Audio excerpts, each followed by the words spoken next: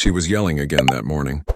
"Move your truck, this isn't your land," she shouted from the other side of the gate. Her name was Linda, but everyone in the neighborhood called her HOA. Karen.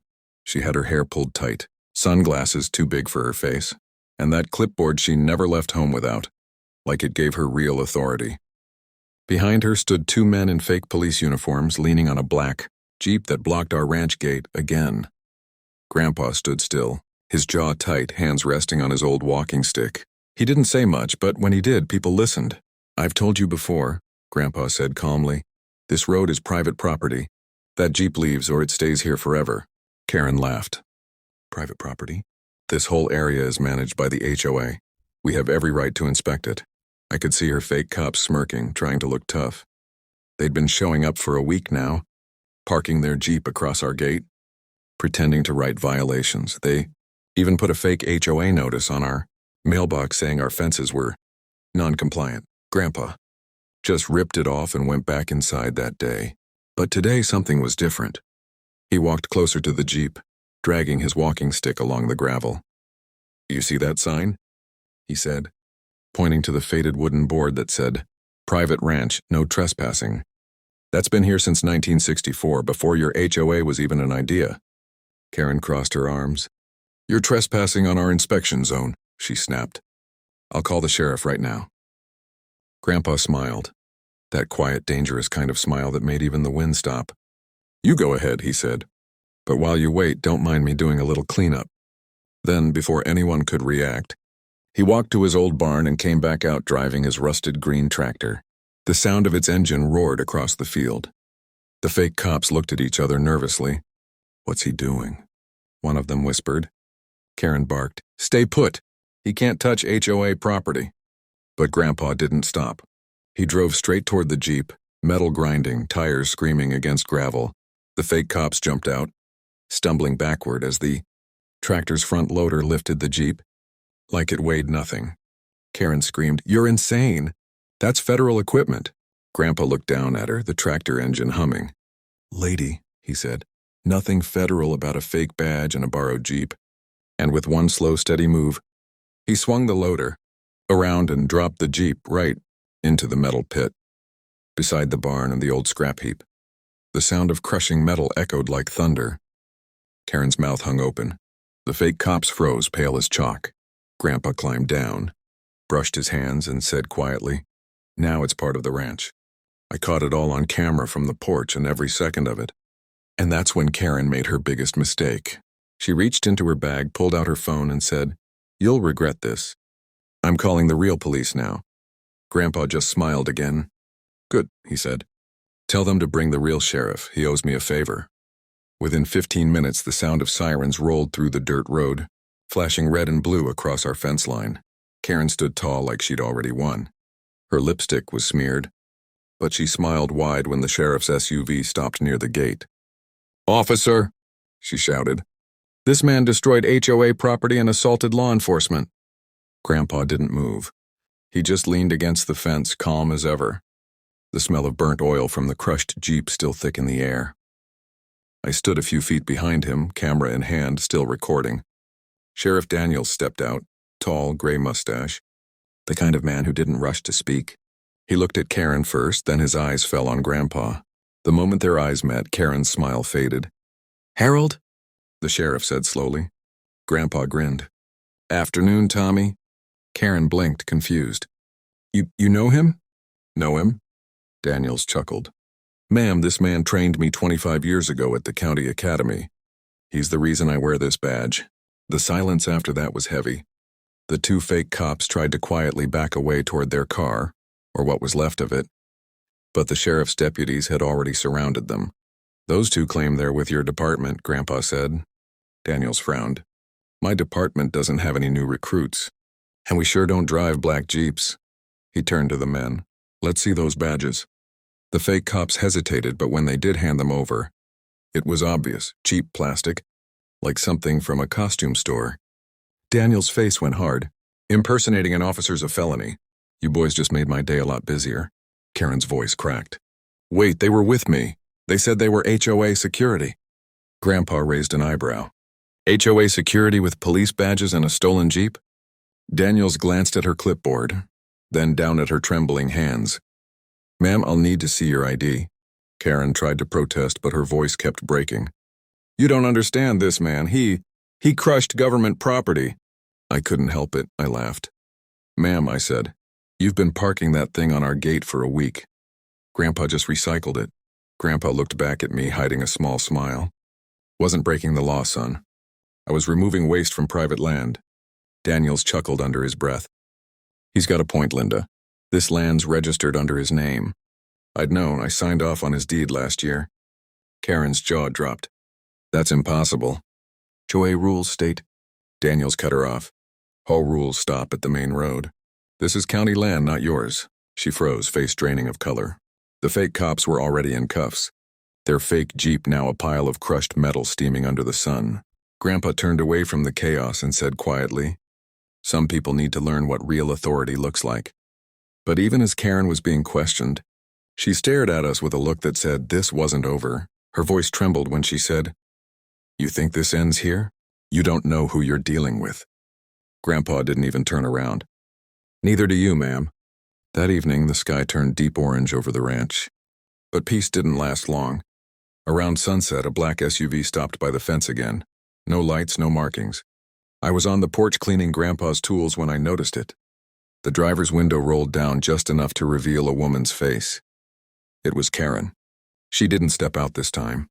She just sat there, engine running. Then she raised her phone and started recording us. Grandpa walked up to the fence, slow and steady, wiping his hands on a rag. Back again, he asked. Didn't you get enough for one day? Karen smirked. You made me look stupid in front of the whole neighborhood. You think I'm done? Grandpa sighed, leaning on the fence post. You trespassed, brought fake cops, and parked a stolen Jeep on my land. You should be in jail, not recording YouTube videos. She leaned forward. That Jeep was evidence. You destroyed it. My attorney says that's tampering. Your attorney, Grandpa said, narrowing his eyes, is about to waste a lot of your money. Then something changed in her tone. It wasn't anger anymore, and it was something colder. I know who you are now, she said softly. Harold Pierce, former sheriff. Retired after a federal case went bad. You covered up something, didn't you? For a second, Grandpa froze. His expression didn't show fear, just deep disappointment. You've been digging where you shouldn't, he said. Karen smiled. Oh, I'm just getting started. Tomorrow I'll have the county inspector out here. I'll make sure this land is marked for environmental violations. You'll lose this place before the week's over. I stood up from the porch. You can't do that. She turned to me, eyes sharp. Watch me. Grandpa placed a hand on my shoulder, calm as ever. Let her try. Then he raised his voice just enough for her to hear. You keep thinking you're the smartest one in the room. Karen, but tell me something, and did your attorney tell you what happens when you fake government paperwork? Her smirk twitched. What are you talking about? Grandpa nodded toward the scrap heap behind the barn. That Jeep you sent here. It wasn't just stolen. It had a tracking device registered to the federal vehicle database, meaning someone's already looking for it. Her eyes widened slightly. Grandpa took a step closer. And when they trace it, they'll find your fingerprints on the fake HOA notices you left. So you might want to start cleaning your own mess before knocking on someone else's gate. For the first time, she looked shaken. She started her engine, reversed fast, and drove off without another word. Grandpa watched the dust rise from her tires, then said quietly, some people learn the hard way. Others don't live long enough to. He turned to me and said, tomorrow morning, I want you to check the security footage from the east fence. If she's been sending anyone else here, I need to know. I nodded, but part of me was scared. Grandpa wasn't acting like he just dealt with a nosy neighbor anymore. He was acting like someone preparing for a real fight. And that night around 2 a.m., that fear became real. The dogs started barking, not the usual kind of bark. The kind that means someone's out there. When I looked through the window, I saw flashlights moving near the barn. Grandpa was already awake when I got to the hallway. He didn't even need to ask. He just grabbed the old Winchester rifle from the cabinet and whispered, Stay behind me. The dogs were going wild outside, their growls echoing across the dark field. The flashlights kept moving closer, bobbing like fireflies in the fog. We slipped out the back door. The gravel crunched softly under our boots. Grandpa moved slow but sure, his eyes locked on the barn. Then we heard it, a metallic clank like someone trying to pry open the shed door.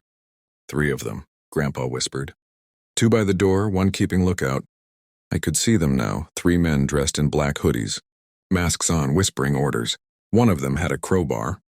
Grandpa raised his voice suddenly, loud and sharp. That's far enough. The men froze. One turned and yelled, "Back off, old man! This is HOA property." Grandpa laughed, deep and steady. You should have practiced your lies better. Then the porch light snapped on, blinding them. The motion sensors triggered the floodlights across the yard, and in that moment, I saw their faces. 2 of them were the same fake cops from before. Out on bail already. Grandpa didn't flinch. "Drop the tools," he ordered. Instead, one of them lunged forward, swinging the crowbar toward him. Before I could shout, a deafening boom echoed through the night. The man's hand flew open, the crowbar dropped, and he stumbled backward, screaming. Grandpa had fired a warning shot right into the dirt, inches from his boots. "Next one goes higher," Grandpa said coldly. The men panicked, tripping over each other as they ran toward their truck parked down the road. The engine roared, tires spun, and they vanished into the dark. I exhaled hard, my hands shaking. "Grandpa, what if they come back?" He lowered the rifle. "They won't tonight. They'll be too busy explaining to the sheriff why they were caught on private property again." Then he pointed toward the barn door. The padlock was broken, hanging loose. He pushed it open and we stepped inside. Inside, something didn't feel right. The barn was silent, too silent. Grandpa turned on the light, and there, right in the middle of the floor, was a plastic envelope taped to a wooden post. My heart started pounding. He peeled it off and unfolded the paper inside. It wasn't a threat, and it was a document. A fake county order stamped with the HOA logo, claiming our land was under emergency environmental investigation. Grandpa read it slowly, his eyes narrowing. "She's still playing games," he muttered. Then he looked closer. The stamp had smudges, but just enough of a mark to reveal something shocking. A watermark. I leaned closer. "What's that?" Grandpa's jaw tightened. "Federal seal. Level 3 clearance. That means someone from inside the system helped her make this." I felt a chill go down my spine. "You mean someone real is backing her?" He folded the paper and slid it into his jacket. "Not someone real," he said quietly. "Someone powerful." That's when the porch light flickered again. Not from motion. From a short circuit. Grandpa looked up toward the house and whispered, "She's not working alone." And before we could even move, we both heard the sound of a car door slamming right outside the barn. The slam echoed through the cold night air, sharp enough to make the dog start barking again. Grandpa motioned for me to stay low as he moved toward the door. The gravel outside crunched slowly, one careful step at a time. Whoever it was, they weren't running. They were confident. Then a flashlight beam cut across the barn wall. It wasn't shaky like before. This one was steady, trained, professional. Grandpa's grip on the rifle tightened. "Harold Pierce?" A deep voice called from outside. "County Enforcement Division. We need to talk." Grandpa didn't answer right away.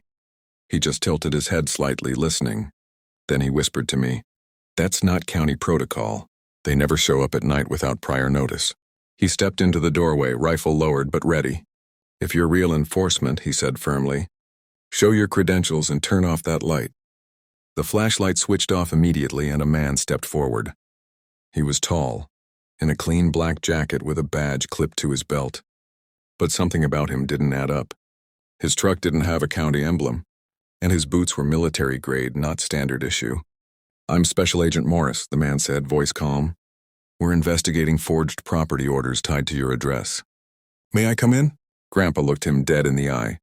"Funny," he said, "because I called the real county office this afternoon. They said no such division exists." Morris smiled faintly, but it wasn't friendly. "You're sharper than most, Mr. Pierce. That's why we came straight to you." I could feel the tension between them, like 2 predators circling each other. Grandpa stayed silent, studying the man. Then he said, "You're not here about the fake orders, are you?" Morris lowered his voice. "We're here because someone's been using HOA databases to access restricted land files. Yours included. The name listed on those authorizations? Linda Morris." My breath caught. "Karen?" I blurted. The man looked at me. "You know her?" Grandpa's tone turned cold. She's been trespassing, sending fake cops, and now faking government documents. You saying she's one of you? Morris exhaled slowly. She was. Years ago, former administrative contractor for the Department of Land Management, got fired for selling property records to private investors. She's been trying to reclaim lands she once lost by any means. Everything started clicking in my head.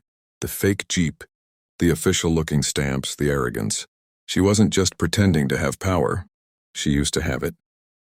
Grandpa said quietly.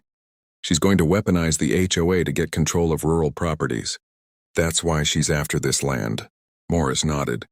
Exactly. And she's not done. She's planning to file a federal injunction by morning. Once it's in the system, your property goes under temporary seizure until investigation closes. My stomach dropped. So she can take the ranch legally. Morris looked grim. If we don't stop her in the next few hours, yes. Grandpa didn't hesitate. Then we stop her tonight. He set the rifle down, walked over to his desk and pulled open the old metal drawer. From it, he took a black caseware, the kind you only see in old law offices. He flipped it open, and inside was a stack of papers neatly sealed in plastic sleeves. At the very top, the original deed to the ranch, signed and notarized 50 years ago. Everything she's faking, Grandpa said. I've still got the real proof of. Morris stared at it for a moment. If we file this at the Federal Records Hub before dawn, her injunction won't stand. Then Grandpa looked at me. Son, he said quietly, we're taking a drive. I swallowed hard. To where? He gave a half smile. Downtown courthouse, and maybe a little visit to Karen's place on the way. Outside, the wind picked up, carrying the faint hum of another engine down the road. The same direction. Karen had driven earlier. Grandpa grabbed his hat, turned off the barn light, and said the line I'll never forget. Tonight we find out if justice still means something in this county. The drive into town felt endless. The headlights slicing through the empty highway, the world outside silent except for the hum of the old truck.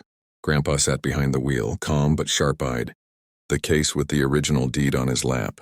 Beside him, Agent Morris kept checking his phone, muttering about data pings and timestamps. The air felt heavy, like something was waiting to happen. When we reached the courthouse, the clock above the steps read 3:42 a.m. The building was dark except for one office light glowing upstairs. Morris led us through a side door, flashing a security badge to the sleepy guard who barely looked up from his coffee. Inside, the air smelled like paper and old dust. Grandpa placed the deed on the counter, steady hands flipping open the first page. This land's been ours for 3 generations, he said softly. No one's taking it now. Morris nodded and began the digital filing. The machine whirred as it scanned the documents, uploading them into the federal database. Just then the lights flickered, once, then again. I looked up. What's happening? Before Morris could answer, a voice echoed down the hallway. You should have stayed quiet, Harold. Karen stepped out of the shadows, phone in one hand, gun in the other. She looked different. No more perfect hair or smug smile, just pure rage. You had to humiliate me, she hissed, in front of everyone. You took everything. Grandpa didn't even blink. You took it from yourself, he said. Every lie, every fake badge, every threat. You dug this hole. Karen's hand shook slightly. Shut up. You think you can stop me with some piece of paper? This whole system runs on people like me. Morris slowly reached for his sidearm, keeping his tone calm. Put it down, Linda, it's over. She laughed, let a cold broken sound. Over? You don't even know what I started. But before she could say another word, a blinding red light flashed across the wall. The system beeped. On the screen, a message appeared. Document uploaded. Federal ownership record verified. The deed was officially re-registered under Grandpa's name. Permanent. Untouchable.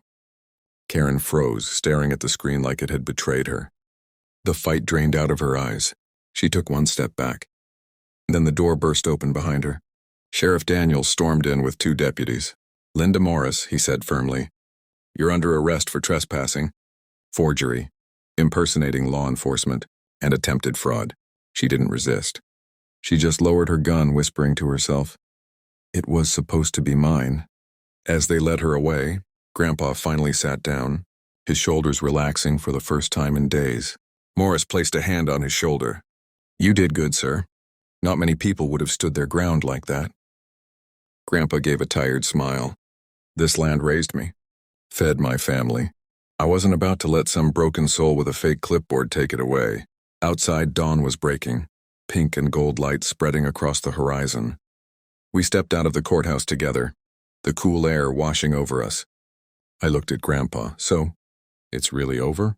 He adjusted his hat and smiled faintly. Almost. She'll have to face the law now. That's the difference between folks like her and folks like us. We drove home in silence, the morning sun glinting off the metal scraps of the old Jeep by the barn. Grandpa looked out the window and said quietly, almost to himself, "They can fake papers, fake badges, even fake power, but they can't fake truth. Not on my land." And for the first time in a long while, the ranch felt peaceful again. The wind moved through the grass like a sigh of relief, the sound of justice settling in for good.